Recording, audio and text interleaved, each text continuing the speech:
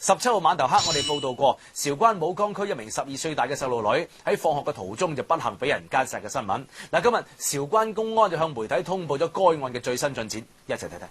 據韶關公安向媒體通報，經過6個晝夜嘅偵查，22號晚上，警方喺韶關市區成功將涉嫌殺害小女孩張某嘅犯罪嫌疑人陳某潭抓獲。後面見到佢就係着件黃色嘅衣服啊。有冇見到佢樣啊？冇見到。據了解，嫌疑人陳某39歲，係韶關武江區龍歸鎮人。經過審訊，陳某對其殺害張某嘅犯罪事實供認不諱。目前佢已經被警方依法刑事拘留。唔少街坊對於嫌疑人被抓獲都拍手叫好。係咯，拍手真係好哦，咁叻哦！我都有點驚你啊，變出嚟啊！太甜蜜啦！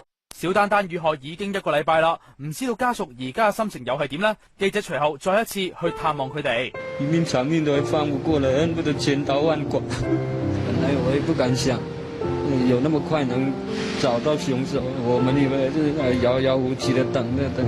現在工作是想不到的，反正就是把兇手抓到，把他繩之以法了，以後的事再慢慢打算。學生喺放學返屋企路上遇到不幸，學校就表示事後佢哋已經第一時間對全校學生進行咗安全教育。一個是對這個事情呢進行通報，然後對學生進行一個全面的安全教育，請了2位全國的心理專家過來對我們的這個學生進行一個心理疏導。而有家長亦都表示會堅持接送子女返學放學。你盡量走大路，再趕時間你也不要去走偏僻路。我不接我就叫他爸爸媽媽來接咯，我是他姑姑。咁記者而家咧重新行翻呢條巷仔，咁發覺呢度咧已經係回復翻往日呢個平靜噶啦。咁記者亦了解到啊，咁而家唔少嘅家長應該提高呢個安全嘅意識啦，咁係主動接呢啲細路哥咧係上課同埋落課噶，咁避免佢哋咧單獨係行呢條巷仔啊。